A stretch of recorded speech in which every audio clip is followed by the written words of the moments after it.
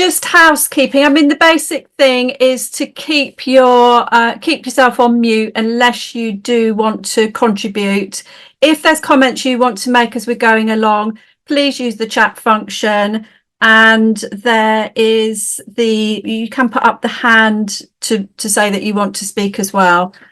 So I think that is it mainly for the housekeeping. So just looking at the agenda for today. So we've done some introductions and that was really valuable to see who's in the room. We're going to go on in a moment to Steph talking about Leadership Alliance elections. Fairer Futures Fund update is coming from Carol. Emma's going to give us an update on the community engagement framework. Evan on the mental health collective. Then if there's any other updates from people in the room, we'll go on to that and any other business. We'll see how time runs in terms of taking a break or not. So I'm going to move on the presentation for you, Steph. So do you want me to just move slides as you speak? Yeah, that's great. Thank you. There's not too many, so that'll be fab. Thanks, Jane. Great. And I think, it's helpful to know that there's actually quite a few new people in the room or people who've perhaps not been to a meeting as recently. So we just move on to the next slide, Jane.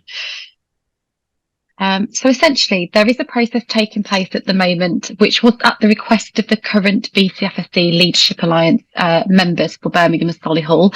The Alliance was initially established prior to the integrated care system for Birmingham and Solihull going live on the 1st of July 2022, and it was on an invitation basis. And recently, the current membership have agreed that they would like to run an election process, which is taking place at the moment. So I'll run through what some of those processes are around the nominations, which has already happened, and the next step is voting based on those nominations we've received. But just to update you a bit more around what the actual function of the VCSE Leadership Alliance is, there is a document that has previously been shared, and I'm sure can be reshared as well, which is essentially the elections paper. So it gives you the background around the Alliance, its purpose, its function, what the roles are, the requirements, and what the processes are around the nominations and the voting process as well. So essentially the Alliance is a two-way communication between the voluntary community-based social enterprise sector and the integrated care system, which includes our NHS organisations and councils. It's there to influence and to drive change. There are a number of priorities that have previously been agreed upon and set out and have come to these meetings as well for input from the wider sector. And obviously, once the new membership is established, if there are any changes to that, then that will need to be agreed upon by members and the appointed chair. The Alliance is there to drive accountability of inclusion in health and social care for the voluntary community sector around its delivery, including activity which determines outcomes through wider determinants of health. So we know that's very much the space that the voluntary community sector is in. And it's also there to be an entry point for ICS partners into the voluntary community sector where a more appropriate one does not already exist or needs to be created. So it's not there to remove any existing structures, etc., that are already there and working well with the sector, but there may be a need for a different route where that doesn't already exist into the sector for the integrated care system and vice versa. And just to say as well, the Alliance is not intended to form a delivery partnership or be a resource for a vehicle for resource distribution. There are other developments happening within the integrated care system, particularly around provider collaboratives, which is where resource distribution, etc., will move through. We obviously have the mental health provider collaborative. There is also a community care collaborative, and there will be at some point a collaborative for acute, although that's not had much movement as of yet. I think we can move on to the next slide, Jane. Okay, so the nominations process started mid-December, where we opened up on the 15th of December to the voluntary community-based social enterprise sector for the whole of Birmingham and Solihull if they wanted to put themselves forward for a number of seats, which I'll run through after this slide. The deadline for that was the 11th of January. We received 16 at that point, total nominations. And essentially, It was open to any VCSE organisation with an address or activity within the Birmingham Solihull boundary, and for organisational leaders of those organisations who would like to put themselves forward.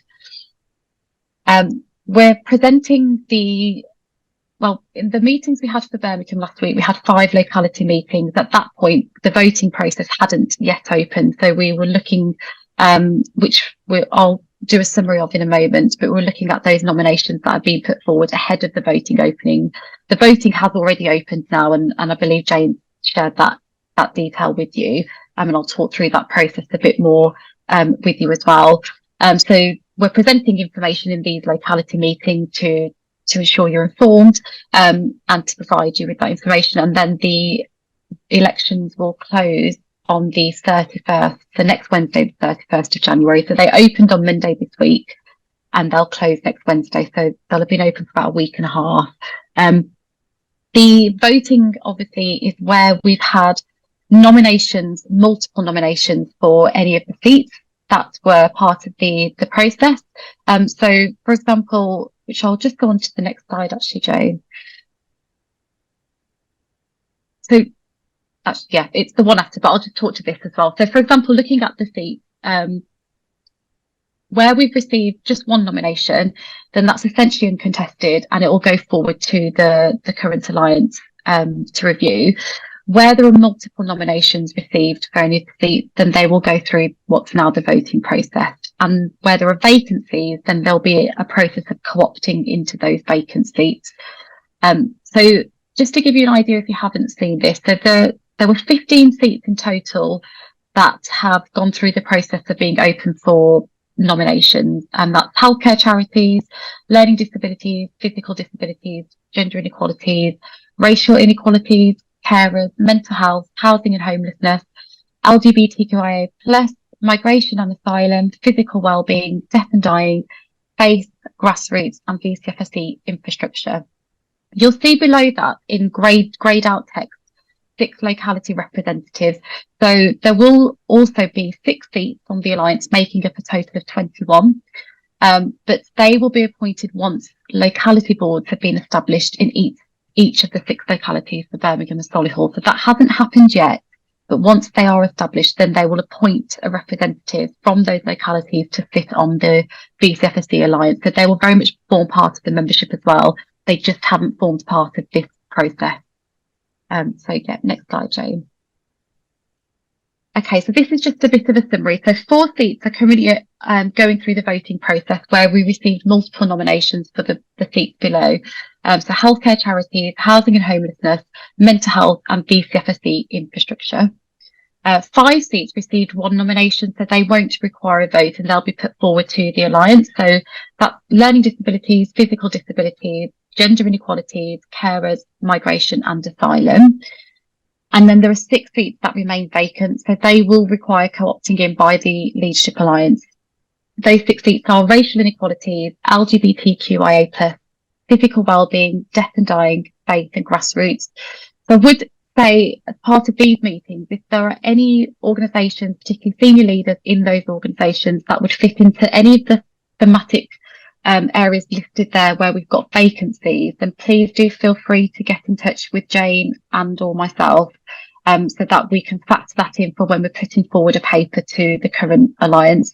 What we will do once the voting closes, and I'll talk a bit more about the process, is take a paper to the alliance of the outcome of this current process of the voting, of the elections, of those where we've had 1 nomination for a seat and where we've got the vacancies and require co-opting. And if we've already got interested organisations, leaders of organisations who would like to go for the vacant seats, then that can be factored in when we feed that back to the alliance.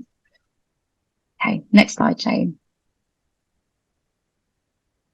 So this is just a breakdown of who has put themselves forward. So you'll see where we've got multiple nominations and that detail will be shared in. You'll get to see that detail with the information that's been shared as part of the voting process.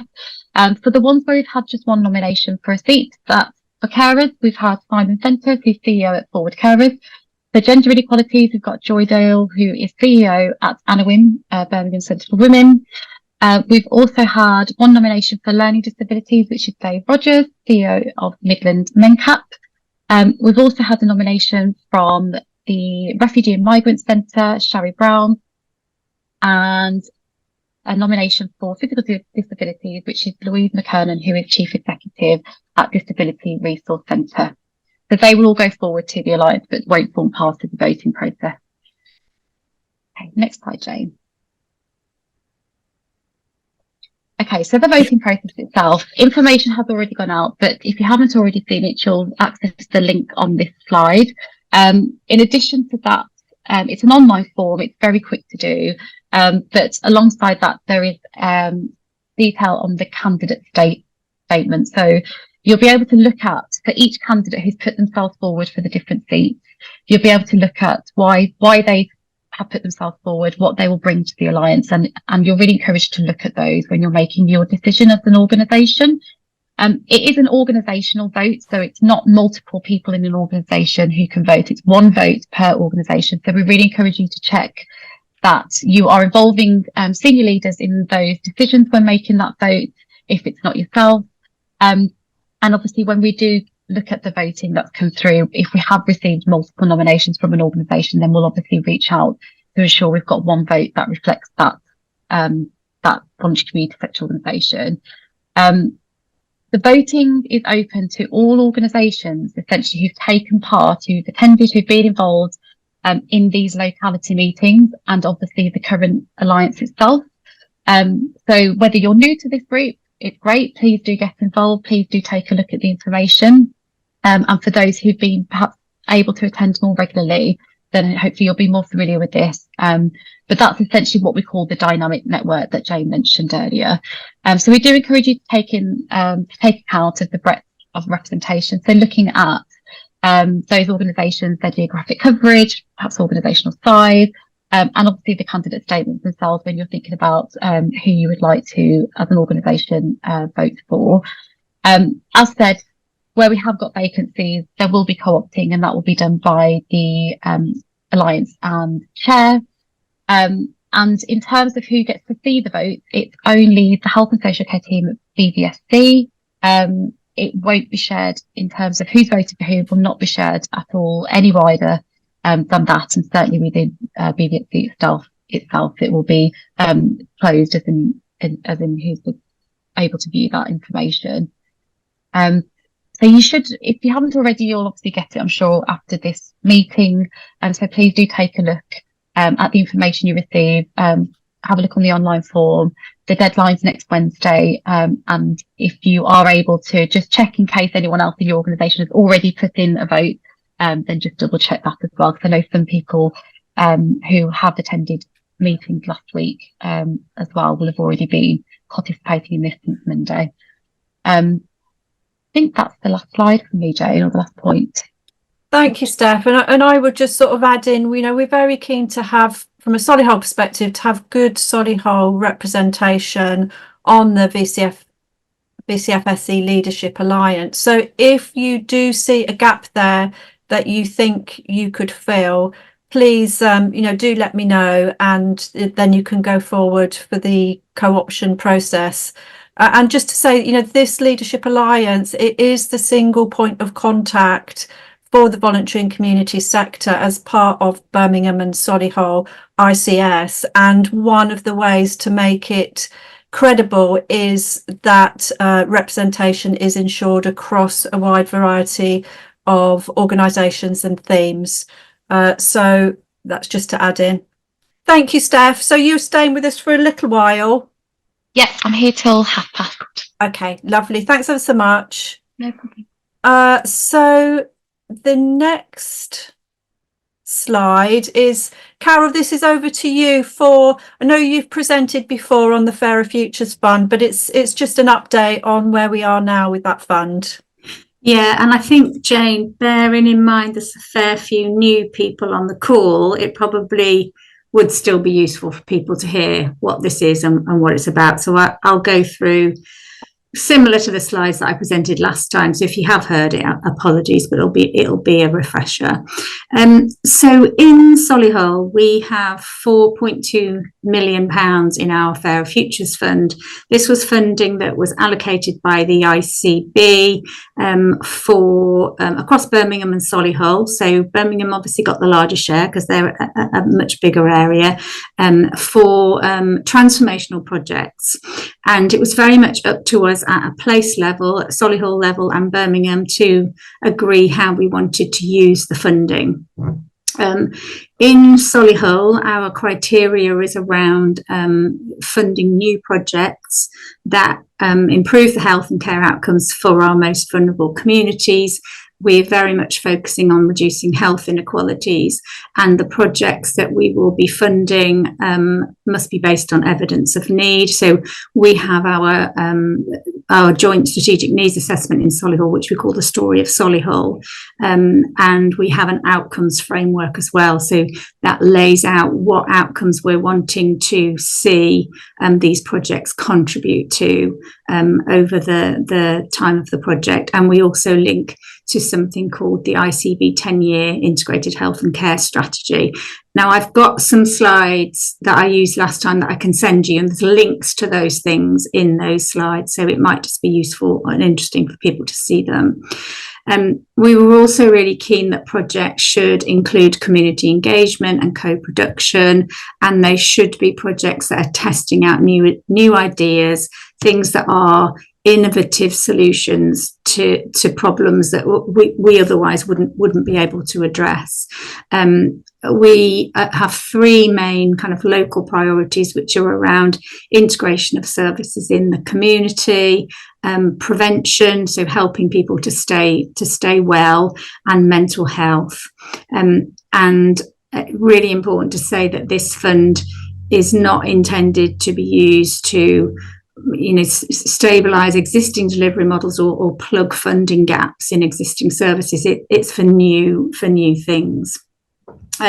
We split the fund into two pots. Birmingham, for those of you that work over in Birmingham, are doing this differently. So this is just the Solihull approach, and we've got a much smaller area and a smaller pot of money, so it's slightly simpler in a way for us. And so we've split up our 4.2 million into two pots. One is a small grants pot, and we have up to £10,000 available for voluntary sector organisations who have an annual income of under £1 million. That kind of programme, the small grants programme, is being run through Heart of England Community Foundation, which a lot of you will be familiar with. They run a lot of the grants allocation schemes for Solihull Council. We've got about, I think the latest is about 15 projects funded so far, and they across a range of things, so women's health, youth clubs for children and young people, support for parents, and health intervention projects. There's quite a wide range. We decided we wouldn't put a closing date on those bids, so bids can be submitted on a monthly basis, and they're evaluated by a panel on a monthly basis. But I will say that fund is now low because we have funded a fair few projects. So if you want to know more about that, you can find all of the information on the Heart of England Community Foundation website under the Solihull Fairer Futures Fund tab. In addition to that pot of money, we also have what we're calling an early implementers fund. This is for larger amounts of funding, which is available for two or more organisations working together, and one of those organisations must be from the voluntary sector. The formal process for this is managed by the council through the procurement team.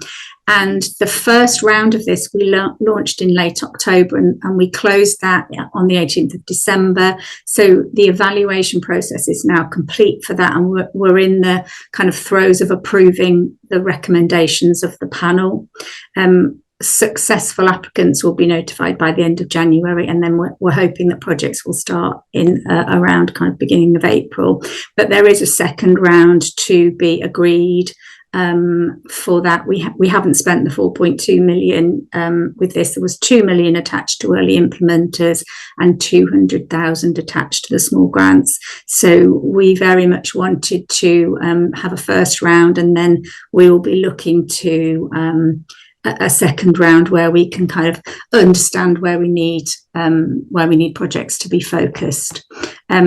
So that's the very quick update. But I'm happy to take any questions if anyone has any, or send my email out, Jane, and I'm happy to answer questions from people if they want to ask separately. Okay, I'll do that. But are there any questions for Carol?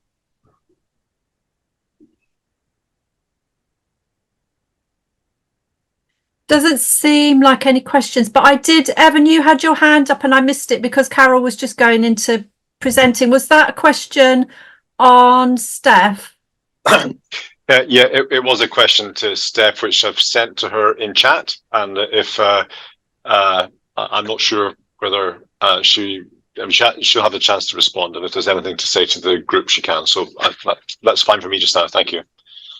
Okay, thanks, Evan. Steph, is it anything to share?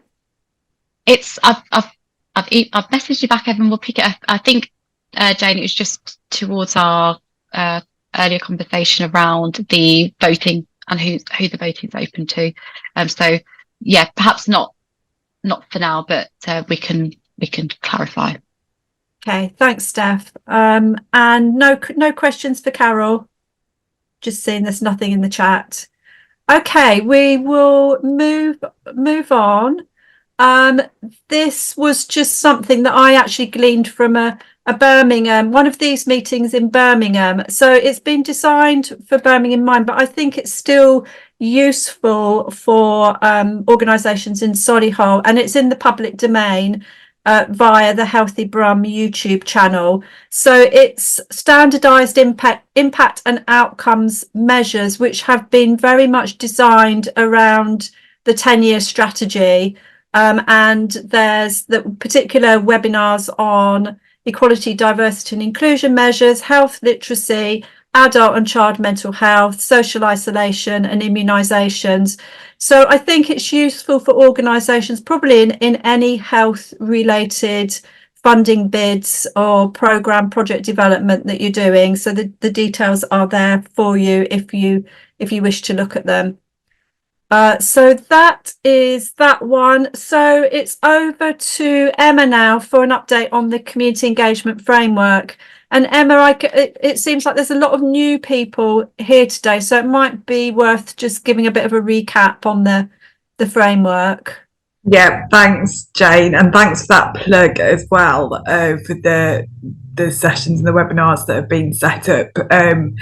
It's, as you say, intended to help, particularly with the Fair Futures Fund for Birmingham, but very much is relevant for making bids in Solihull as well, but broadly across lots of different areas. So I think they're helpful and something that Dr. Justine Varney has set up and is keen to make sure that people are aware of it. So thank you. So I did give an update, or I presented on the community engagement framework back in September now, and I was going to give a very brief update to say not a huge amount has happened since, other than myself and our Director of Communications and Engagement has been taking the framework out on the road, as it were, and presenting it at various organisations across the system, including the VCSE sector, a local authority, health and overview scrutiny committees and place committees as well. Yesterday, our Director of Communications Engagement presented it also at the ICS briefing, which is I'm not sure if everyone's aware of that, but it's a briefing that's led by our chief executive to staff working across health and social care, and we are now preparing a paper that will go to our executive board for consideration in March, and it essentially sets out the recommendations of the framework and how the framework should be implemented. It's all been a bit slower than we would have liked. However, we are now being very purposely ambitious with our timeframes. We've committed to trying having the whole framework implemented and up and running by the end of this year, which is very ambitious because implementation is no small undertaking at all. However, we do think it's important to be ambitious so we don't allow timelines to risk slipping any further. But for those of you who are not aware of the framework, it's something that we've been developing over the last 9 months or so. I do have a slide deck that I can share around. Jane, if I share that with you afterwards, that perhaps you can share with everyone there today. I don't want to go through all of those slides, but essentially this piece of work that we've been doing over the last 9 months has been working with people that are both involved in community engagement, that's part of their remit or the main focus of their remit, but then also working with community groups, with the VCSE sector more broadly, and then health and care staff who are working on the front line. We did a host of different sessions. We involved over 100 different people working across those areas. We did some face-to-face stuff, workshops, and some desktop research as well. And that was all really aimed at looking what is already happening around community engagement across the system. Where are there gaps? Where are the ways that we need to improve? And what would be the recommended next steps in terms of having a framework? So essentially, what we have set out is 5 key recommendations to ensure we have an operating model in place that embeds effective community engagement across the system. So those 5 recommendations, the first is about implementing a robust governance model, which I can come on to in a second. The second one is making sure that we're aligning engagement and communications activity across the system and partners.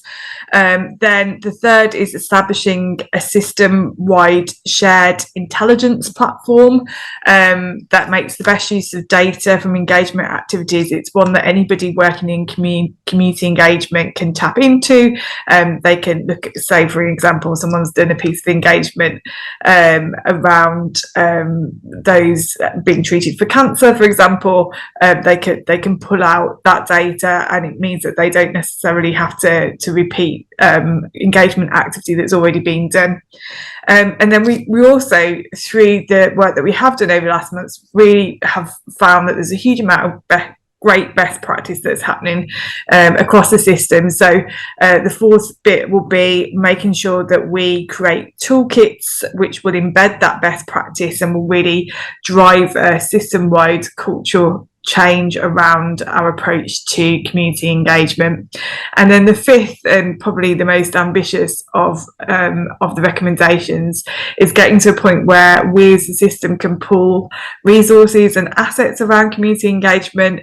And again, just really everything is aimed at reducing the duplication that happens across the system, and really is what we heard from citizens and communities is they get very frustrated because they feel like they're being asked the same thing over and over again by different parts of the system, and likewise they feel like they're not being told how their communications engagement activities is leading to change, and there are gaps where we're not appropriately at times using the data from community engagement to really shape our strategy and to shape the services that we deliver to our communities that they've told us what they need. So those are the 5 umbrella recommendations, and of course within each of those is detailed action plans for achieving those 5 recommendations. Going back to the first one around governance, that will be our first priority after we presented the paper and heard back from our board in March. And that is going to see us set up a steering group, which will basically be created to implement, to certainly oversee the implementation of the recommendations, and to make sure we've really got a robust governance in place for that. And then we'll be quickly followed by focusing on our second priority around aligning engagement and comms activity across the system. And once we've done the first 2, that will set us in good stead for doing the recommendations 3 to 5. And as I said, we really do hope that we can have everything implemented as a framework by the end of this year, although that is an ambitious challenge we've set ourselves. That's it. Thanks, Jane. Thank you so much, Emma. So you'll send me the presentation that I can send round to everybody. Yes. And I'll send anything round about Fairer Futures Fund. Has anybody got any questions for Emma? I'm particularly excited about the shared intelligence platform. I think that's going to be really good. Can you just remind the 5th one what you called that? The 5th recommendation. The 5th one was around pooling resources and assets. Again, I mean, highly ambitious, but something that will very much benefit the system, as will the intelligence platform, which, funnily enough, Jane, everyone says when I present on this is the bit that excites them the most, because I think it's the bits that people will find the most valuable and beneficial. I think also it's just that the voluntary community sector does not have the resources to do that do the research, so it's really valuable to have research that they can just utilise. Tap into, absolutely. Thanks ever so much, Emma. So we're moving over now to Evan's presentation. So over to you, Evan. Thank you very much. Yes, so if you would go to the next page, please, Jane. A reminder of what I said in the introduction. So our VCFSE Mental Health Collective, we aim it to be the community for all mental health and wellbeing voluntary sector organisations in Birmingham and Solihull. And on the next page, please, Jane. On this slide, it shows a distribution of 120 members. Happily, we now have 130. But on this slide, you can see of the 120 members, half operated in Birmingham and Solihull. 15 were in, 60 organisations. So half were in Birmingham and Solihull, and 15 were in Solihull only, 45 in Birmingham or part of Birmingham only. And I mention this because in the additional 10 members since I made this slide, all of them operate in Birmingham or Birmingham and Solihull. So one of the things I'm going to ask at the end of this is to get insight into more potential members that would operate in Solihull only. The next slide, please, Jane. So as a collective, we elected a chair, a deputy chair, and a panel of 10 people. You can see them represented on this slide. Together, those 12 people represent the voluntary sector in the management of the management system of the Mental Health Provider Collaborative. So this panel meets once a month with representatives from the Mental Health Provider Collaborative and other partners, and members of the panel attend the other key management meetings within the Mental Health Provider Collaborative. So the net of this is that we are, as a voluntary sector in mental health and wellbeing, wired in to the management of the mental health care system in Birmingham and Solihull in a way that hasn't been true before. And in red, you can see Heather Delaney and Cheryl Hawkins. These are the Solihull representatives on the panel. And one of the requirements from the Mental Health Provider Collaborative was that our panel had at least 2 Solihull members. So there they are, Heather and Cheryl. Next slide, please, Jane. So this is a summary of the requests I've made. I'm always looking for more representation from Solihull. I mean, Carol mentioned earlier, for example, that of course, Birmingham's bigger, so there are 5 localities in Birmingham, and Solihull is a locality. And I think it's always important that we maximise the representation from Solihull in order to ensure that Solihull's voice is heard across Birmingham and Solihull together.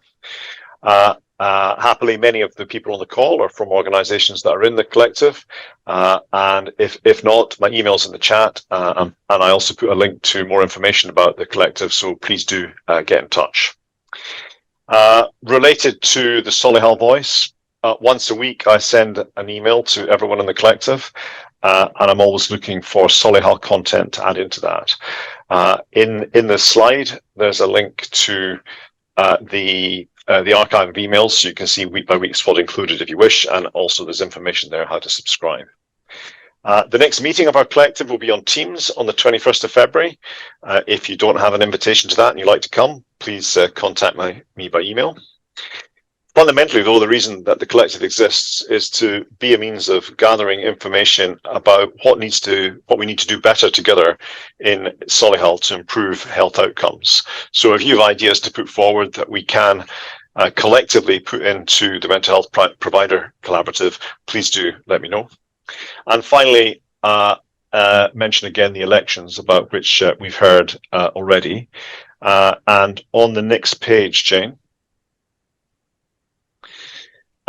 these are the posts which you saw earlier from Steph. These are the ones that are up for election.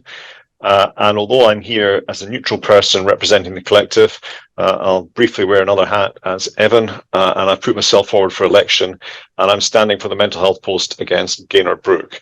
I'm not going to say anything about my candidate statement because Gaynor's not here to talk about hers, but above all, what I'd encourage people to do is to read the candidate statements and to vote before noon on Wednesday next week. And Jane, the final slide. More information about how to contact us, and you've got my personal email address in the chat, and there's a group one there, mhc@livingwellconsortium.com, to get in touch, and then more links to further information.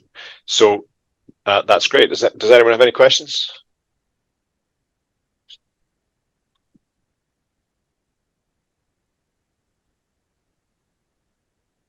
Just seeing if there's anything in the chat. I don't think there is. Okay, thanks, All right. everyone. Yeah, whoever you vote for, please remember, vote. Thank you.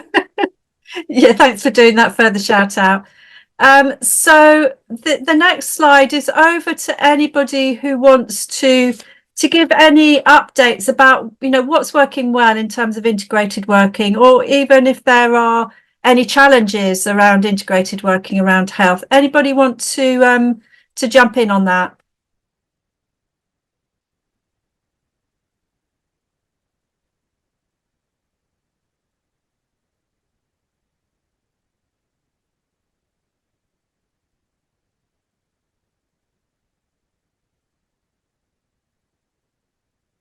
Okay, last call.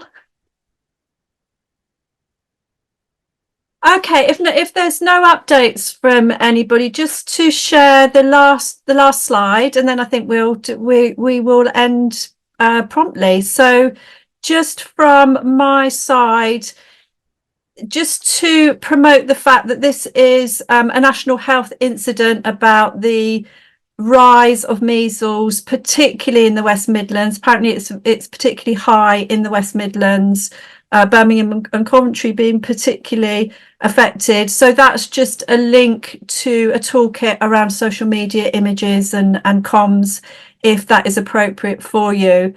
Just to give a shout out we've produced a Solihull and Warwickshire State of the VCSE sector report.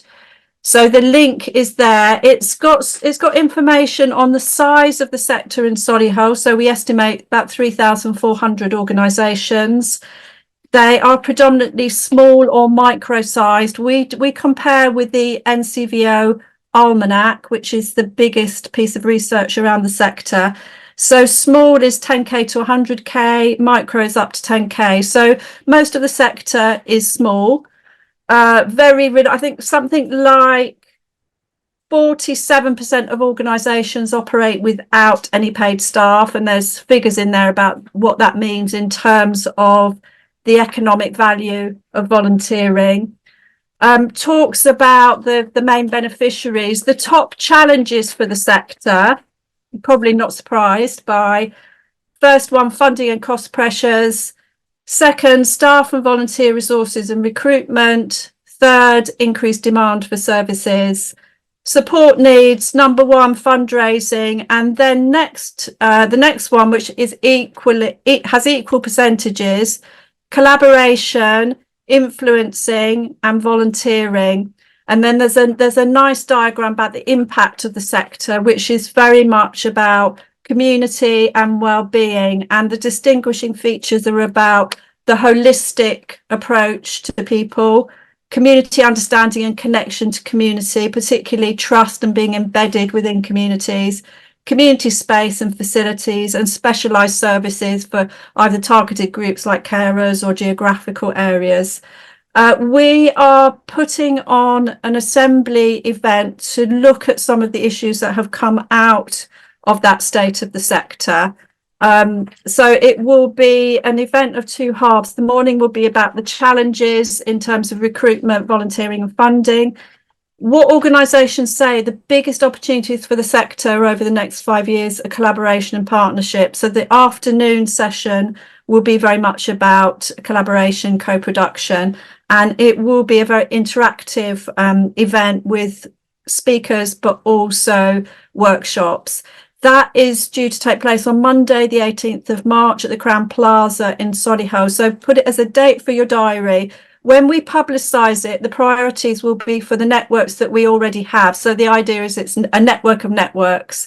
So it will include yourselves, the Volunteer Managers Forum, the North Solihull Volunteering Community Alliance, Solihull Faith Forum. So lots of different forums will get the initial invites, and then we will promote it wider. It's lunches is going to be served. We've got 50 places, so it's a matter of, once you see the invite going out, sign up, but it's only one person per organisation. The only other thing to say is the next meeting we will have sometime in March, and we'll let you know when that is. In the meantime, I'll send out the items that we've said we will send you in terms of presentations. So that is it from me. Anybody want to add anything in? Any kind of bits of news that you want to promote? Events, initiatives?